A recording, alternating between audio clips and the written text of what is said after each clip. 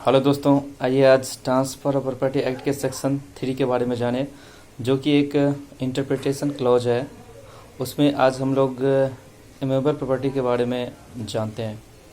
तो transfer of property act में immovable property का नेगेटिव डिफिनीशन दिया गया है। इसमें सिर्फ इतना कहा गया है कि स्टैंडिंग टिम्बर, ग्रोइंग क्रॉप्स और ग्रास इमूवेबल प्रॉपर्टी के डिफिनीशन में नहीं आता है।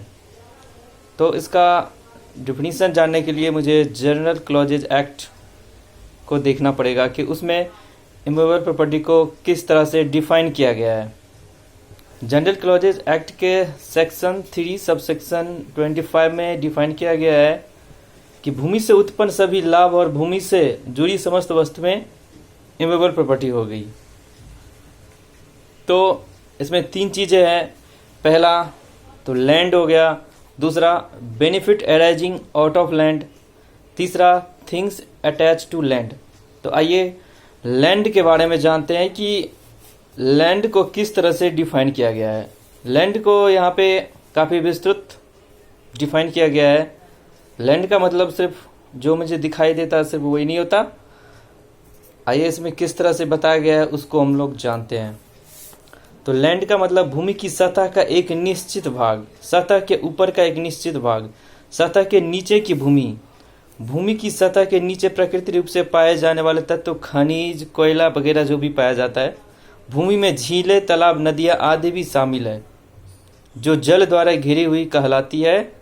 तथा भूमि जो सतह के नीचे या ऊपर मानव प्रयत्नों से निर्माण किए गए अस्थायी प्रबंध, जिनका भूमि से कोई अलग अस्तित्व नहीं होता, जैसे दीवार, कुआं, घर वगैरह, ये सारे लैंड के डिफिनीशन में आता है।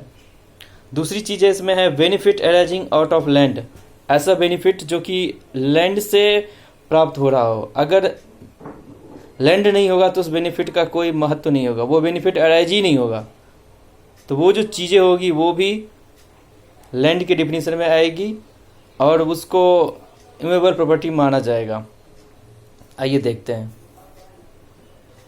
रास्ते का अधिकार, पेड़ से लाख इकट्ठा करने का अधिकार, बंधक ग्रहिता का अचल संपत्ति में हित, मंदिर के पुजारी का वंशानुगत पद, भूमि पर लगे मेले से किराया वसूलने का अधिकार, किसी बूचर खाने या मछली बाजार से फीस उगाने का अधिकार, हाट से जो भी प्राप्त होता है, किराया इकट्ठा करने का अधिकार, चारागाह का अधिकार, हिंदू विधवा का उसके पति की अचल संपत्ति में निहित हित, ये सब इमूवेबल प्रॉपर्टी के डिफिनीशन में आएगा, जो कि benefit arising out of land से आ रहा है। मतलब ये सारी चीज़ जितने भी बेनिफिट है सब लैंड से जुड़ी हुई चीज़ें हैं। तो ये चीज़ें इसमें कहा गया है।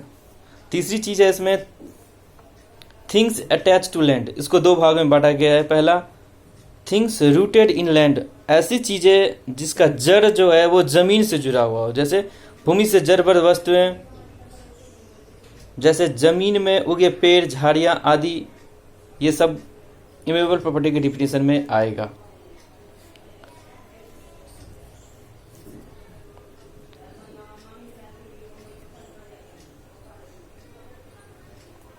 देखिए जो दूसरी चीज़ है इसमें things embedded in the earth, ऐसा चीज़ जो कि जमीन से जुड़ा हुआ हो। मतलब जो दीवारें हो गया, घर हो गया, ये इसका जो जड़ होता है वो ज़मीन से जुड़ा हुआ है। तो ये चीज़ें आ जाएगी things embedded in the earth.